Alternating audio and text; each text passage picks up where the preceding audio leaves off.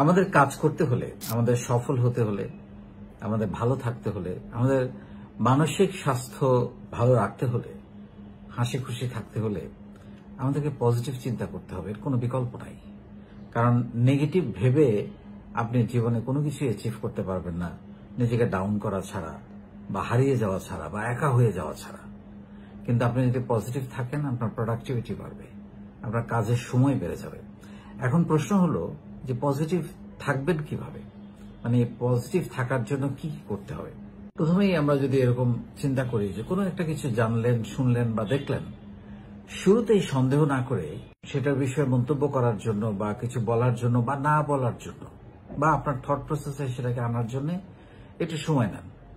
সেটা নিয়ে একটু বিচার বিশ্লেষণ করেন, মানে জাজমেন্টাল না হওয়া, একদম হুট করে কোন একটা বিষয়ে মন্তব্য করে না ফেলা।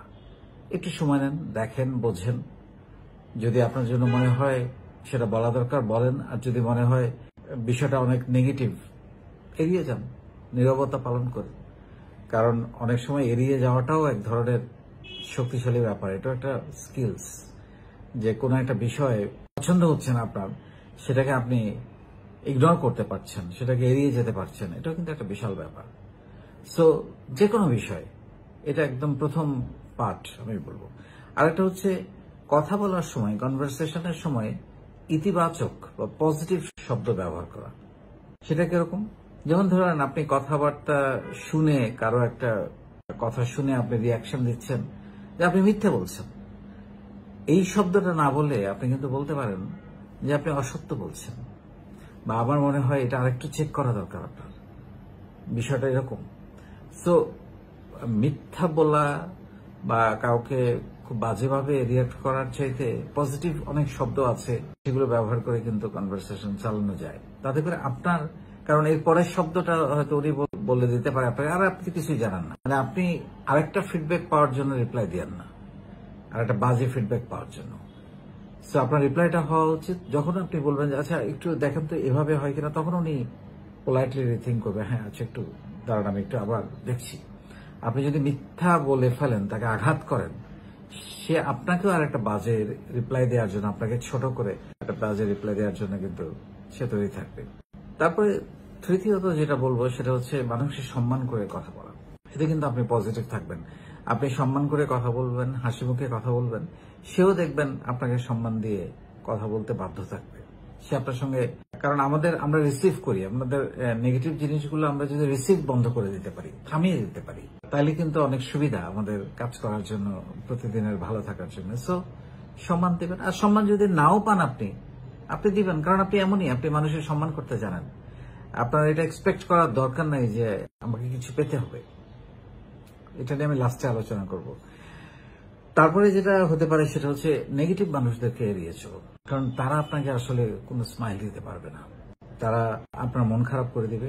বরং তাদেরকে যদি আপনি খুব ফর্মাল হাই হ্যালোর মধ্যে শেষ করে চলে আসতে পারেন, মানে ওই আড্ডায় আপনি যাবেন না, ওই আড্ডায় গেলে আপনি তাদের মতো হয়ে যাবেন।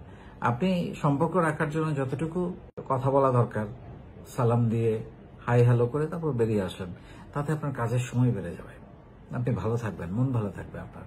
নেগেটিভ কথা শুনলে কারোই মন ভালো থাকে না। পজিটিভ মানুষদের সঙ্গে মেলামেশা করুন। আপনি যা হতে চান, যে স্বপ্নটা আপনি দেখেছেন জীবনে ক্যারিয়ারের জন্য, সেই সব মানুষের সঙ্গে আপনি মেলামেশা করুন। এটা আপনার এগিয়ে যাওয়ার অনুষঙ্গ হতে পারে। এমনও হতে পারে যে আপনি যাদের সঙ্গে মেলামেশা করছেন একদিন তাদের চেয়েও বড় কেউ হয়ে যাবেন আপনি। সো পজিটিভ সার্কেল খুব ইম্পর্টেন্ট আপনার লাইফে। কাদের সাথে প্রতিদিন ওঠা বসা করেন, they will determine your future, যে আপনি উপরের দিকে যাবেন না নিচের দিকে যাবেন। So these are very important. সবসময় একটু হাসি খুশি থাকার চেষ্টা করেন। আমরা সবসময় মনে করি যে খুব গম্ভীর থাকলে বোধ হয় খুব পার্সোনালিটি প্রকাশ পায়, বিষয়টা কিন্তু তা না। আপনি মানুষকে ওয়েলকামিং একটা অ্যাটিটিউড দেখাবেন, যাতে মানুষ আপনার সঙ্গে কথা বলে কমফোর্ট ফিল করে। আপনি যদি খুব গম্ভীর থাকেন, হয়তো আপনার সঙ্গে দ্বিতীয় তৃতীয় বাক্যটা আর আগাবে না। সো একটু হাসি খুশি স্মাইলিং ফেস, এটার অনেক রকমের সুবিধা আছে। স্মাইলটা হয় কি, স্পার্ক করে, ছড়িয়ে যায়, আরেকজনের মুখে একই রকম ভাবে স্মাইলটা ব্যাপকভাবে প্রভাব বিস্তার করে। সো হাসি খুশি থাকা, এবং হাসি খুশি থাকলে কিন্তু নিজেকে সুন্দর লাগে। প্রত্যেকটা মানুষ যখন হাসে সুন্দর লাগে, দেখেন আপনি। সো একটু হাসি খুশি থাকবেন, স্মাইলিং ফেস থাকবেন, তাহলে দেখবেন যে আপনার প্রতি আকর্ষণ বাড়ছে মানুষের, আপনার কথা শোনার জন্য। আপনি যাদেরকে কথা বলতে চাচ্ছেন সেই কথাটা তো শোনাতে হবে। সো আপনি যদি খুব গম্ভীরভাবে থাকেন, আপনার সঙ্গে মানুষের দূরত্ব বাড়বে এবং সেটা আপনার প্রপার কমিউনিকেশন সেখানে কখনো হবে না। তারপরে হচ্ছে, ধরেন আপনি কোনো ভুল করে ফেলেছেন, যেগুলো আমাদের ক্ষেত্রে হয়, আমরা নিজের ভুলটা স্বীকার করতে চাই না, তখন কিন্তু ওই অপর দিক থেকে নেগেটিভ ভাইবগুলো আসা শুরু করে। আপনি প্রথমেই ভুলটা যে আপনার কারণে হয়েছে কিনা সেটাকে চেক করে ফেলেন একটু সময় নিয়ে, এবং দরকার হলে সরি বলে ফেলেন, দেখবেন একদম ফিনিশ, ওখানেই শেষ। কিন্তু এই সরি না বলার কারণে বা ভুল স্বীকার না করার কারণে পরবর্তী যে ঘটনাগুলো ঘটতে থাকবে সেগুলো আপনাকে আরো 2-3 দিন, 5 দিন, 1 সপ্তাহ বা অনেকদিন টেনে নিয়ে যাবে, যেটা আপনার অন্য কাজে ক্ষতিগ্রস্ত করবে আপনাকে।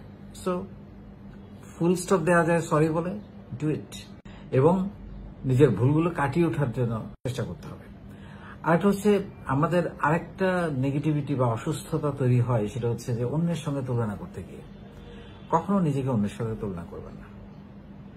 আপনি আপনার সাথে নিজেকে তুলনা করবেন যে আজকের থেকে, গতকাল থেকে আজকে আমি কতটুকু এগিয়েছি, গত সপ্তাহ থেকে আজকে এই 1 সপ্তাহে আমি কতটুকু ভালো করেছি, গত মাসের থেকে এই গত 30 দিনে আমি কতটুকু এগিয়েছি, 3 মাসে কতটুকু, 6 মাসে কতটুকু, এবং 1 বছরে কতটুকু, 5 বছরে কতটুকু। এটা হচ্ছে কম্পিটিশন, নিজের সাথে নিজের তুলনা। কালকে আমি কোথায় ছিলাম, আজকে কোথায় আসলাম। তো আরেকজনের দিকে তাকানোর দরকার নেই। আরেকজনের দিকে তাকালে আপনাকে লোভী করে ফেলবে, আপনাকে অসুস্থ করে ফেলবে, আপনাকে হিংস্র করে ফেলবে, হিংসাত্মক মনোভাব তৈরি করবে আপনার মধ্যে। নিজের দিকে তাকান, আপনি অবজার্ভ করেন, ভালো জিনিসটা নেওয়ার চেষ্টা করেন, সেটা যেন স্বপ্ন তৈরি করেন যে আমি ওটা হতে চাই, কিন্তু স্পেসিফিক ওর হচ্ছে আমার হচ্ছে না, এই জিনিসগুলো খুব ভয়ঙ্কর। এবং এটা সবার ক্ষেত্রে, বাচ্চাদের ক্ষেত্রে, বড়দের ক্ষেত্রে, লেখাপড়ার ক্ষেত্রে, ক্যারিয়ারের ক্ষেত্রে, প্রেমের ক্ষেত্রে, এভরি রেসপেক্ট, সংসারের ক্ষেত্রে তুলনা করা যাবে না। আপনি আপনার তুলনা, প্রত্যেকটা মানুষ আইডেন্টিক্যাল, প্রত্যেকটা মানুষের মধ্যে অনেক ভালো দিক আছে, কিছু কিছু খারাপ দিকও আছে। তো ভালো দিকটা বের করার চেষ্টা করতে হবে। তারপরে হচ্ছে যে আমরা অনেক সময় কোনো কিছু না পেলে আমরা প্রচন্ড হতাশ হয়ে পড়ি, যে আমার তো হলো না।